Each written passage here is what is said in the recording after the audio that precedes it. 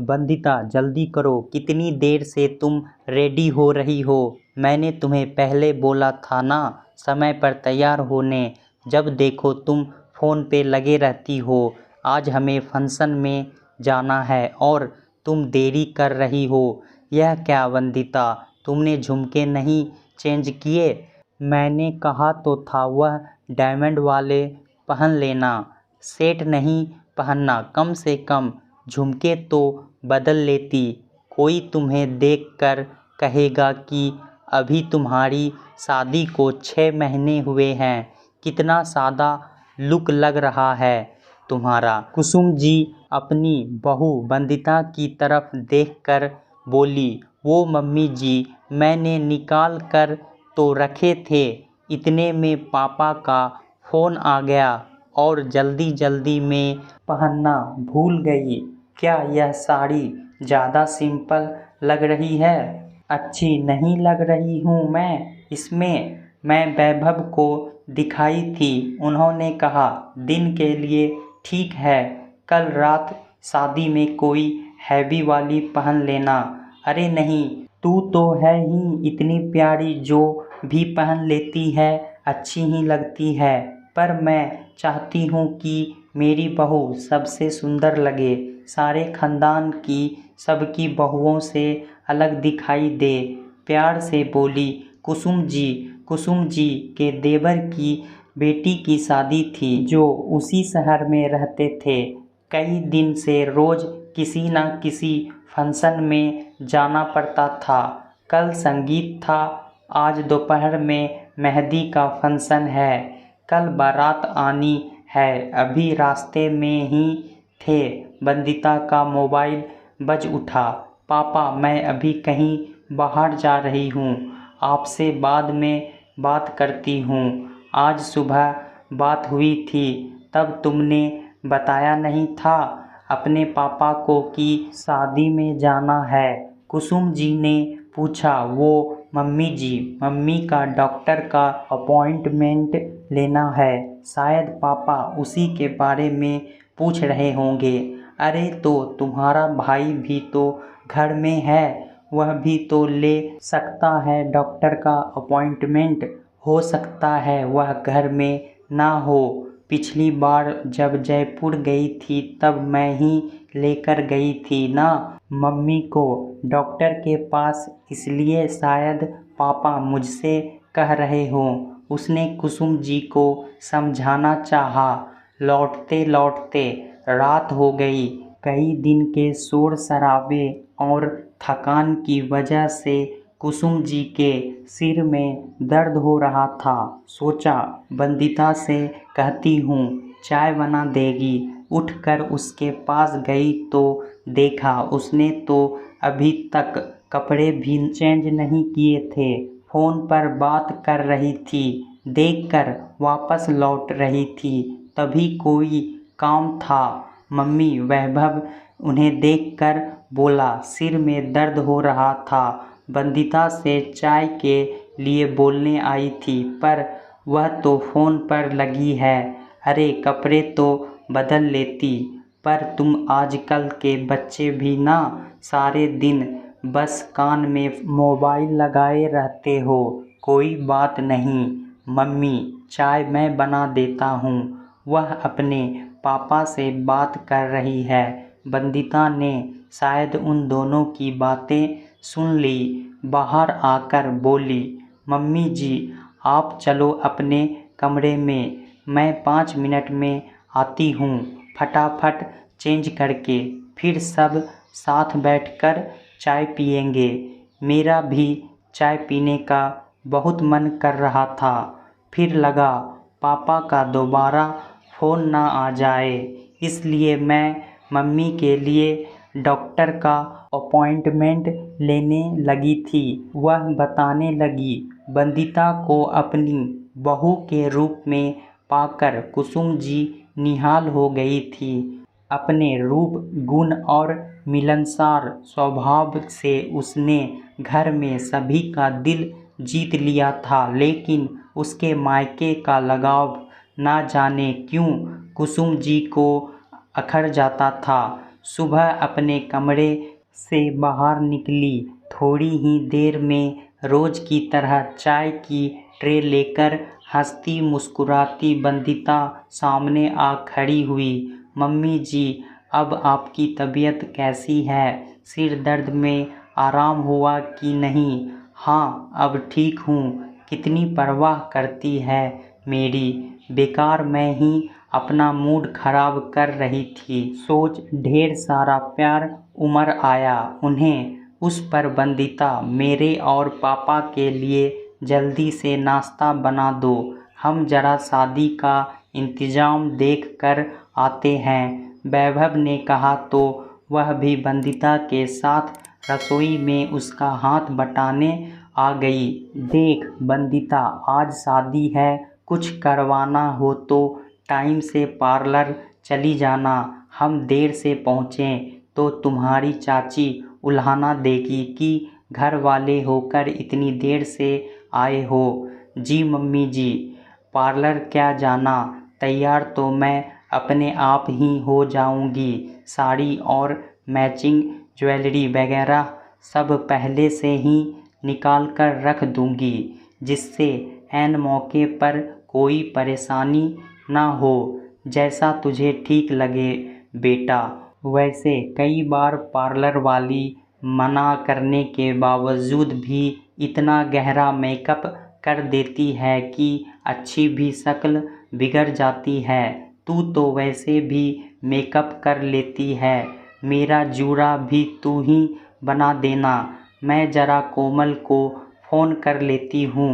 उसका क्या प्रोग्राम है? यहाँ आएगी कि सीधी वहीं पहुँचेगी? वैभव और उसके पापा तैयार हो चुके थे। साड़ी पहनने के बाद कुसुम जी ने सोचा बंदिता भी तैयार हो गई होगी, अब जाकर उससे जूड़ा बनवा लेती हूँ। उसके कमरे में मैं गई तो यह क्या, साड़ी ज्वेलरी चूड़ियाँ सब बेड पर फैली थी। वह एक तरफ खड़ी फ़ोन पर बातें कर रही थी। देखकर तन बदन में आग लग गई। कुसुम जी के, तुम अभी तक तैयार नहीं हुई? कहा तो था आज टाइम से तैयार हो जाना। ना चाहते हुए भी आवाज़ तेज हो गई उनकी। बस अभी होती हूँ मम्मी जी। वो मम्मी का फ़ोन आ गया तो उन्हें दवाइयाँ समझाने लगी। उन्हें गुस्से में देख सकपका गई। बंदिता, तुम क्या कोई डॉक्टर हो जो दवाइयाँ समझा रही थी? बस तुम्हारी यही बात मुझे अच्छी नहीं लगती। जब भी कहीं जाना हो तुम फ़ोन लेकर बैठ जाती हो। तुम्हारे घर में और लोग भी तो हैं कि नहीं? बस हर काम के लिए तुम्हें ही क्यों फ़ोन करते रहते हैं? उन्हें भी तो समझना चाहिए, अब तुम्हारी शादी हो चुकी है, तुम्हारे ऊपर ससुराल की जिम्मेदारियां हैं। बंदिता चुपचाप तैयार होने लगी। वह बरबराती हुई अपने कमरे में आ गई। सारी बात सुन समझ के उनके पति उमेश जी से चुप नहीं रहा गया। यह कैसी बातें कर रही हैं आप? वैभव की माँ, वो उनके माँ बाप हैं। इतनी जल्दी वह उनको कैसे भूल सकती हैं? आप भी तो एक बेटी की माँ हैं। 2 दिन कोमल का फ़ोन ना आए तो आप बेचैन हो जाती हैं। कहाँ जाना है, क्या पहनना है, हर बात तो उससे पूछती हैं। कई बार जब मेरे और वैभव के पास टाइम नहीं होता और कहीं जाना होता है, तब कोमल ही तो आपके साथ जाती है।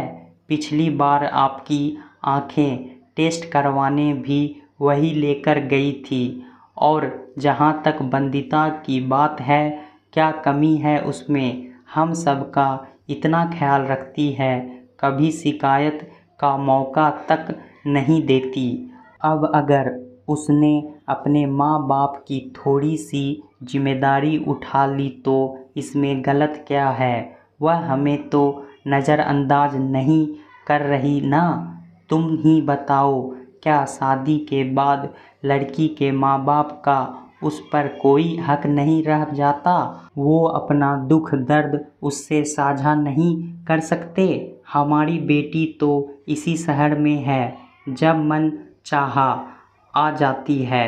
आप भी उससे जाकर मिल लेती हैं। वंदिता का मायका तो दूर है, फिर क्या वह फ़ोन पर भी अपनी माँ से बात नहीं कर सकती? तुम खुद को उनकी जगह रख कर देखो, तब तुम्हें लगेगा कि यह उनका अपनी बेटी की ज़िंदगी में हस्तक्षेप नहीं है, बल्कि यह तो उनका हक है।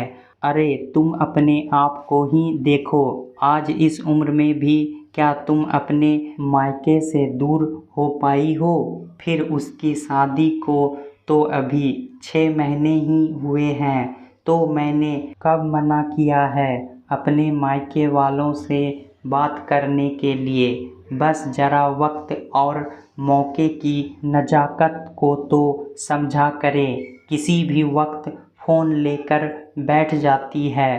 पति के आरोपों से तिलमिलाई कुसुम जी अपनी सफाई देने लगी।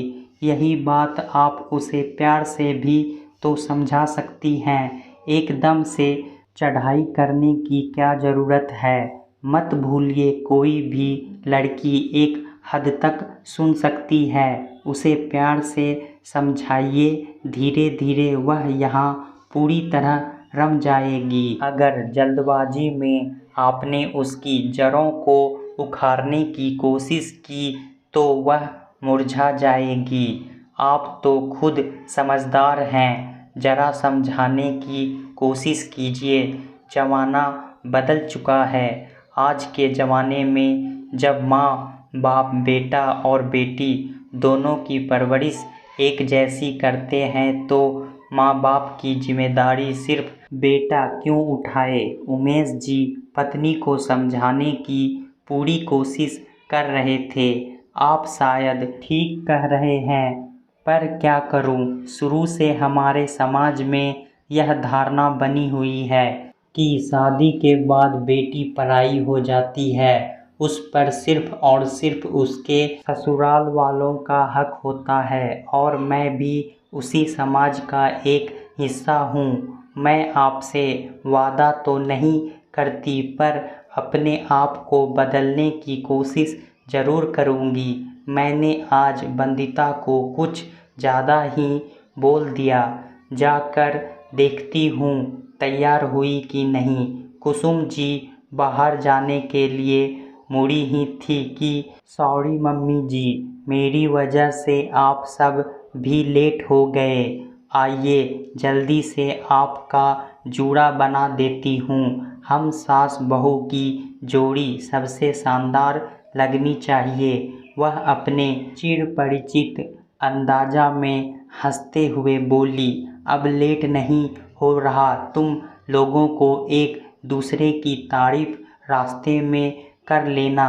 जल्दी से आकर कार में बैठो, नहीं तो तुम दोनों को यहीं छोड़कर मैं और वैभव चले जाएंगे। उमेश जी ने दोनों की तरफ देख हंसते हुए कहा। दोस्तों, बेटों की ही तरह बेटियों की भी अपने माता पिता के प्रति कुछ जिम्मेदारी होती है। जैसे बेटे अपने माता पिता की हर जिम्मेदारी उठाते हैं, बेटियों का भी कर्तव्य होता है अपने माता पिता की जिम्मेदारी लेना। पर हमारे समाज में यह मानता है कि शादी के बाद बेटी पर सिर्फ ससुराल वालों का ही हक होता है। बेटी अपने माता पिता के लिए पराई हो जाती है। हमें ऐसी रूढ़िवादी मान्यताओं को बदलने की ज़रूरत है। जब माता पिता बेटे और बेटियों में फ़र्क नहीं करते, तो हमें भी यह समझना चाहिए कि बेटियों की भी कुछ जिम्मेदारी होती है। दोस्तों, कहानी कैसा लगा हमें कमेंट में ज़रूर बताएं। इसी तरह की पारिवारिक कहानी सुनने के लिए हमारे चैनल को सब्सक्राइब ज़रूर करें। धन्यवाद।